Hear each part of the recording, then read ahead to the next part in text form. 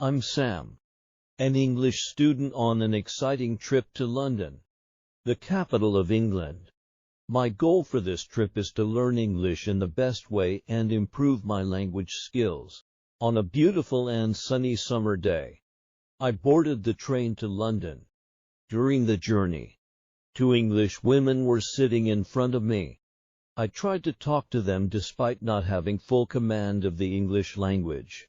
Fortunately, they understood what I was saying, and an interesting conversation took place between us.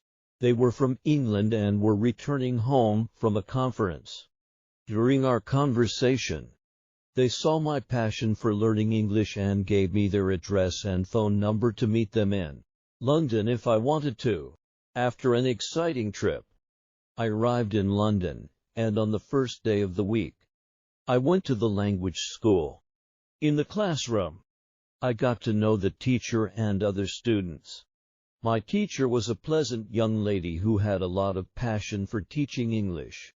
In the first session, the teacher asked us how we learn English. He then introduced us a new and simple way to learn the language. This method was based on the constant use of English in everyday conversations and real life. Unlike traditional methods that focused on studying textbooks and memorizing words, this new method prioritized communication and information exchange. This topic was very interesting for me, who was not interested in mere study. On the second day of school, a student asked a question about the best way to learn new words. In response to this question, the teacher pointed out the importance of reading and studying as the most effective method of learning new words. He emphasized that choosing an attractive book or text suitable for each person's linguistic knowledge level plays a key role in learning and understanding new words better. According to him, focusing on the overall understanding of the text and using a dictionary to understand unfamiliar words, instead of memorizing and writing them down, is a more efficient way to learn words. The third day at the language school came. On this day, we had a lesson about the importance of reading to learn new words. Our teacher said, reading is a window to a world of new words. The more you read, the more words you'll learn and the better you'll understand how to use them in a sentence. He advised us to devote at least 30 minutes to reading English texts every day, according to our level of language knowledge. According to him, this not only helps to increase our vocabulary, but also improves our reading comprehension and writing skills. On the fourth day of school, one of the students, who was from South Korea, talked about his problem with pronunciation. He said that despite studying a lot and watching English movies, his pronunciation is not good enough and he is embarrassed to speak English. In response to this problem, our teacher introduced us an interesting technique called shadowing. This technique involves listening to an English audio source at an appropriate speed and repeating exactly what we hear simultaneously. According to our teacher, shadowing is a very effective way to improve pronunciation because it helps us train our mouth muscles properly to produce English sounds. Our teacher went to YouTube to show us how to do shading and found a suitable tutorial video for us.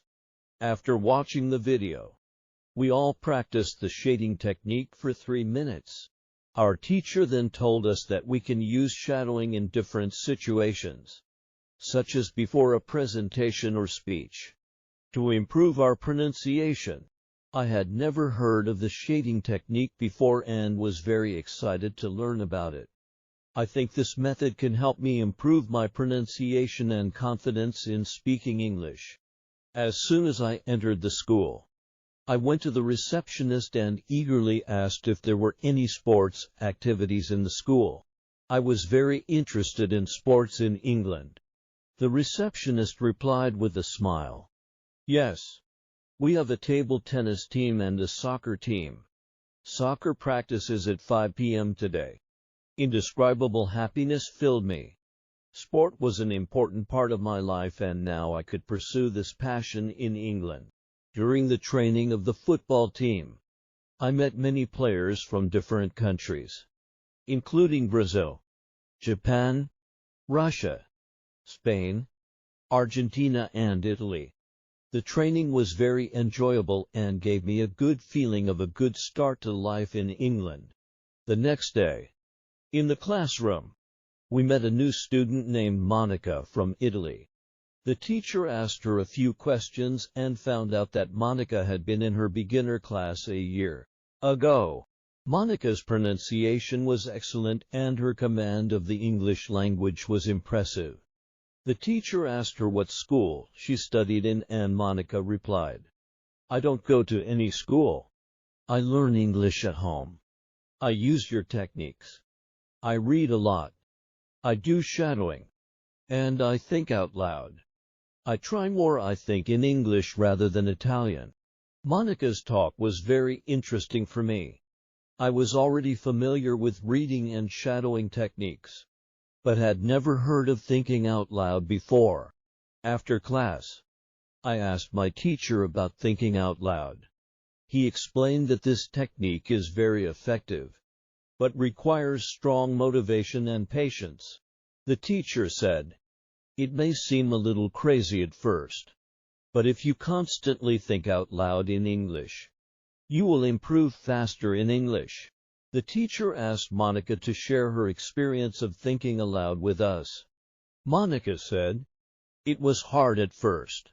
I started with simple sentences, like 'I can speak English.' Little by little I made the sentences more complex and tried to think in English. At first, it took a long time to translate my thoughts from Italian to English. It takes. But after a while I got used to thinking in simpler English. Meeting an Australian man was a turning point in my English learning. Using the thinking out loud technique, I was able to talk to him without any problems. I still use this technique every day and I believe it is very effective. The teacher thanked Monica for sharing her experience, and I was grateful to both of them for their helpful explanations. Getting to know the technique of thinking aloud doubled my motivation to learn English. I was determined to use this technique consistently and make rapid progress in English. Like you, I want to improve my English speaking. For this reason, I want to use the thinking out loud technique. As mentioned in the video, to learn English we need to focus on four main skills: reading, listening, speaking, and thinking aloud. Every day for 30 minutes you should devote to each of these skills. Follow our channel for more videos. Like and share the video.